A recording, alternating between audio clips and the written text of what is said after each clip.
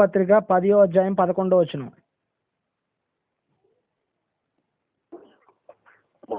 ఈ విషయం మనకి ఏం నేర్పిస్తుందంటే పాత నిబంధన ఎందుకుందో చెప్తున్నాడు ఇక్కడ.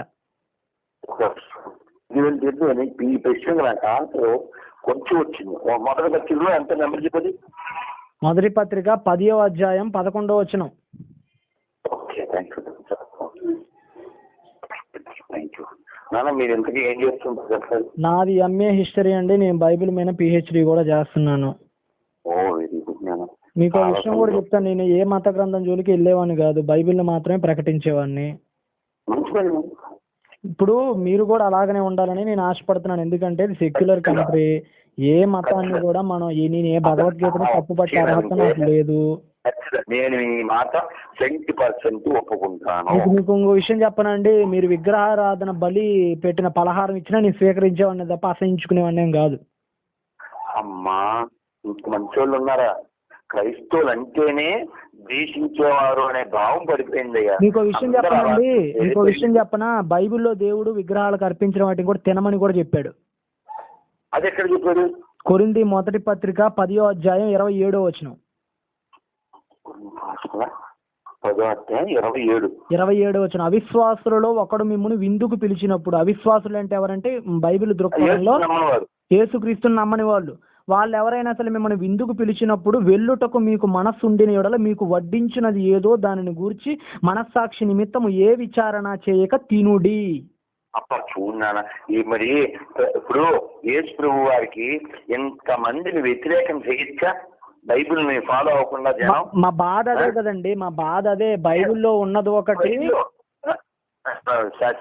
రైల్లో వెళ్తూ డాక్టర్ ఆయన నేను ఏదో ఎవరికో ఇవ్వబోయాను, ఎదురుగా ఉన్నారు కదా వాళ్ళకు కూడా పెట్టబోతే నన్ను అలా బయట తీశారు.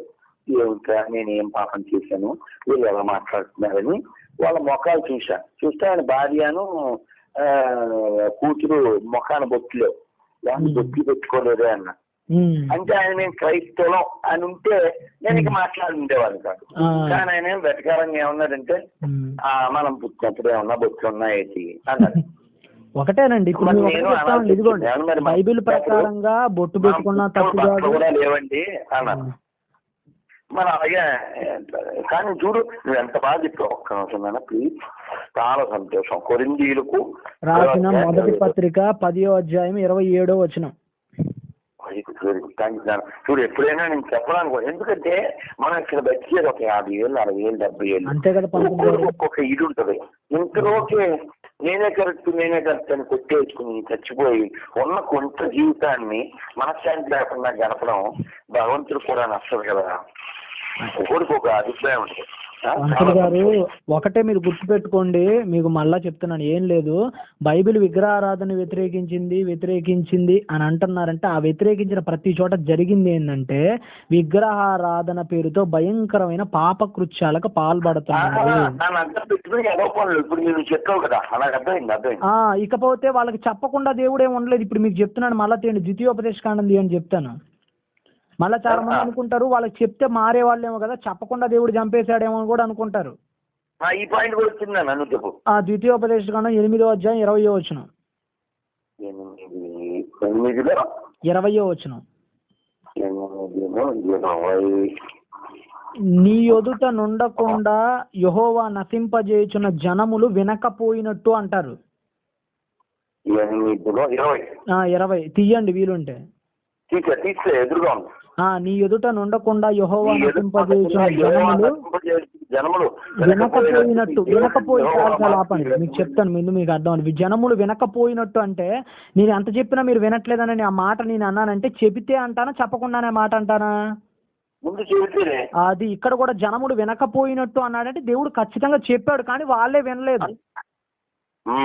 అది మీరు ఆలోచించండి. పాయింట్ నెంబర్ 3 ఏంటంటే దేవుడు ఖచ్చితంగా అక్కడ 10 11 నీతిమంతులున్న దేవుడు ఆ దేశాన్ని ఖచ్చితంగా బతకనిచ్చేవాడు. అది నేను ఎలా చెప్తున్నానంటే ఆది కాండాన్ని మీరు ఒకసారి తీయండి. ఆది కాండము 19 నీలాంటి రోజు ఉంటే యేసు పట్ల ప్రేమే కలుగుతుంది కానీ బయట అసలు వాతావరణం చండాలం ఉంది నాన్న. కాము పంతులు గారు నేను ఒకటే చెప్తానండి, క్రైస్తవ్యంలోనూ చీడ పురుగులు ఉన్నారు, హిందువుల్లోనూ చీడ పురుగులు ఉన్నారు. దొంగలు. నువ్వు ఆ వీడియోలో నేను చివరి మాట చెప్తాను చూసావా, ఈ దేశానికి ప్రమాదం దొంగ హిందువులు ఉన్నాయని. నన్ను అదే ఆదికాండం తీశాను. ఆదికాండము 17వ అధ్యాయము 17 కాదు 18వ అధ్యాయం చూడండి, పక్కనే ఉంటుంది 18వ అధ్యాయము. ఇక్కడ కూడా పంతులు గారు సొదొమ గొమొర్రా అనే రెండు పట్టణాలను దేవుడు నాశనం చేస్తాడు అగ్ని వడగండ్లు గుడిపించి. 18వ అధ్యాయం 27వ వచనం 28 నుంచి. ముందు ఇక్కడ మీరు వినండి పంతులు గారు ఒక్క నిమిషం మీ చెప్పేది వినండి. సొదొమ గొమొర్రా రెండు పట్టణాలని దేవుడు అగ్ని గంధకాలు గురిపించి సర్వనాశనం చేశాడు. అలా నాశనం ఎందుకు నాశనం చేశాడంటే ఇదే భాగవతం అక్కడ కూడా జరిగింది. అక్కడ పరిస్థితి ఎలా ఉందంటే చివరికి చిన్నపిల్లలు కూడా వెళ్ళిపోయి మాకు సెక్స్ కావాలి ఇంట్లో నుంచి డోర్లు కొట్టేసి లాగేస్తున్నారు ఆడవాళ్ళని. చివరికి పండు ముసలివాడు రేపో మాపో చచ్చిపోయి పండు ముసలివాడు కూడా సెక్స్ కోసం ఆరాట పడుతున్నాడు.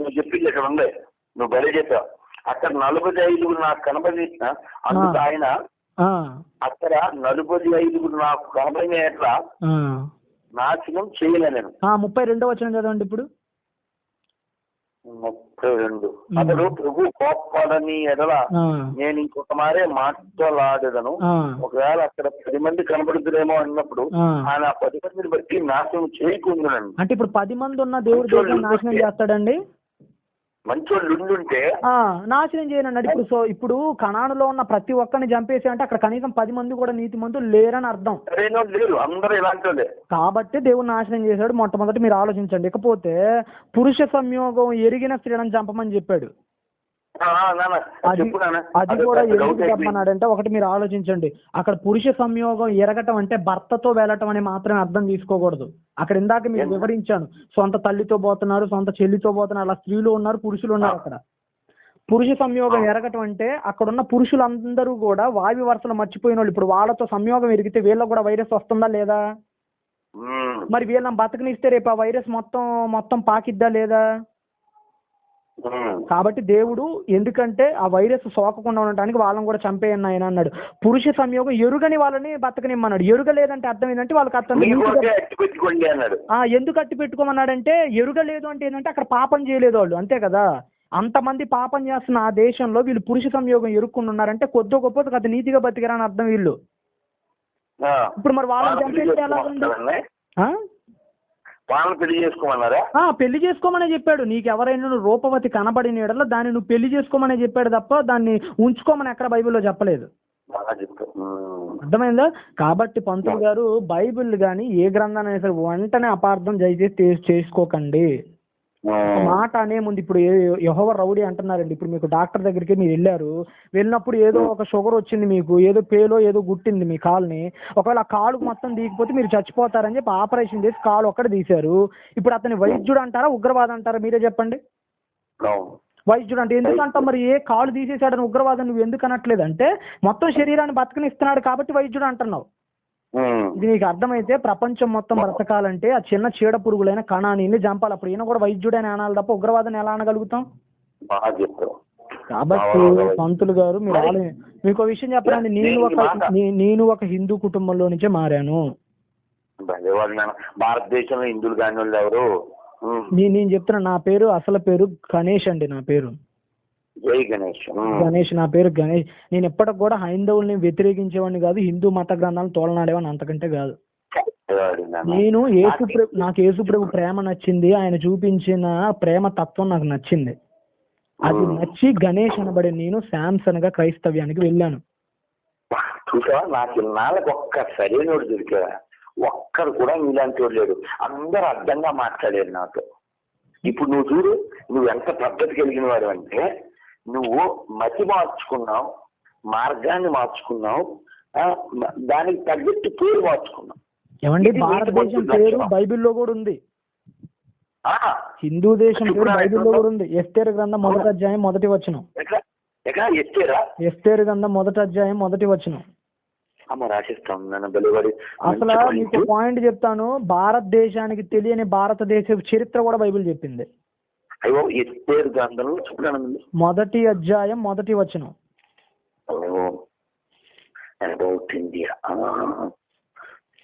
నీ వల్ల చాలా మంచి విషయం. నాకు నువ్వు ఎందుకు నచ్చావంటే నీ దగ్గర నీతి ఉంది. చాలా మంది నాతో చాలా చండాలంగా మాట్లాడారు. వారి పేరేమో శివగంగాధర్, వారి పేరేమో నారాయణ, వారి పేరేమో రాధాకృష్ణ, వారి సర్టిఫికెట్ లో హిందువు, నా పేరు చూస్తే హిందువు. నేను ఎలా నువ్వు నమ్మేదాన్ని బట్టి నీ పేరు ఉంటే దాన్ని తగ్గ న్యాయం చేస్తావు. ఇప్పుడు షేక్ మౌలానా అంటే వాడు ముస్లిం అని తెలుస్తుంది, చిదంబర శాస్త్రి అంటే వాడు హిందూ అని తెలుస్తుంది. నువ్వేమో సుబ్రహ్మణ్యం, గణేష్, అయ్యప్ప, వెంకటేశ్వర అని తీసుకొచ్చింది నేను క్రైస్తవుని అంటావు. మరి నువ్వు మోసం చేసుకుని ప్రభువుని కూడా మోసం చేస్తే, సొసైటీని మోసం చేస్తే నువ్వు ప్రభువుకి ఎలా దగ్గర అవుతారంటే నా ఇష్టం అంతే. మీరు ఒకవేళ అది మీ జీవితంలో నిజంగా జరిగితే మీరు అన్న మాట మంచి మాటే. ఏంటి ఒకటి, మీరు ఎస్తేర్ గ్రంథం మొదటి అధ్యాయం తీసారా ఒకసారి? అది వెతుకుతున్నాను. యోబు గ్రంథాలు పక్కనే ఉంటది చూడండి. యోబు గ్రంథాలు పక్కన యోబు గ్రంథాన్ని ముందులో ఉంటది చూడండి.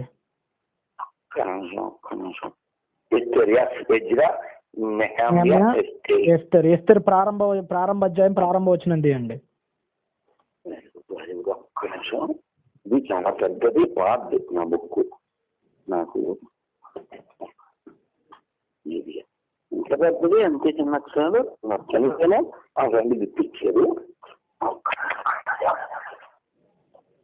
ఇలా ఉంటే అసలు సొసైటీలో ప్రాబ్లమ్స్ వస్తాయి. చెప్పు, చిన్న పిల్లలు అయింది ఓటుకుంది నీ దగ్గర పద్ధతి చదివారా పంతులు గారు?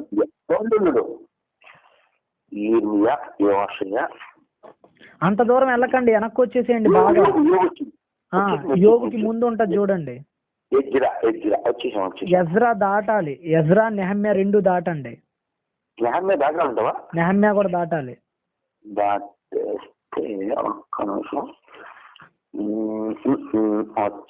వచ్చింది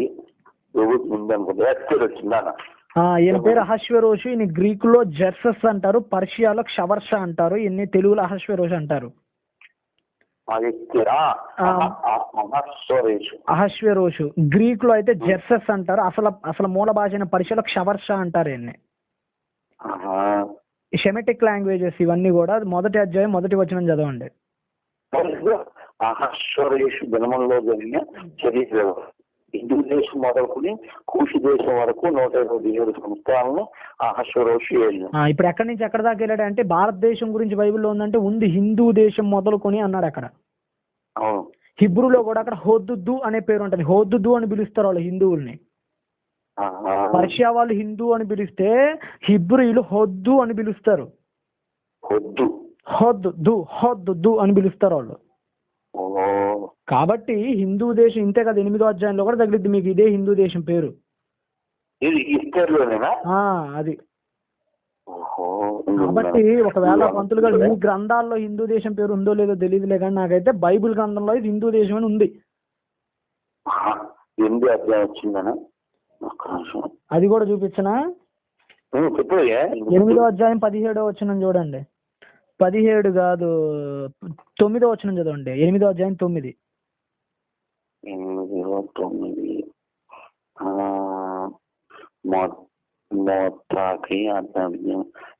మళ్ళీ యూదులకు హిందూ దేశం మొదలుకుని కూషి దేశం వరకు వ్యాపించింది. కూషి దేశం అంటే ఈ రోజు ఉన్నటువంటి ఈజిప్ట్ కింద ఉన్నటువంటి ఇథియోపియా అనే కూషి దేశం అంటారు. ఇథియోపియా కూష్ అంటారు. హిందూ దేశం అంటే భారతదేశం అంటారు. అర్థమవుతుందా? బబులోను అంటే ఇరాక్ అంటారు. పర్షియా అంటే ఇరాన్ అంటారు. అరామి అంటే సిరియా అంటారు. అరామ్ నహరాయ్ అంటే మెసపోటేమియా అంటారు. ఐగుప్తు అంటే ఈజిప్ట్ అంటారు. లిబియా అంటే ఇప్పుడు ప్రస్తుతానికి లిబియా వస్తది. అర్థమవుతుందా పంతులు గారు? కాబట్టి హిందూ దేశం అంటే క్రీస్తుకు పూర్వం 500 ఏళ్ల క్రితం మాదీయ పారసీక సామ్రాజ్యానికి పితామహుడైన సైరస్ ద గ్రేట్ యొక్క వంశస్థం నుంచి వచ్చిన వాడే.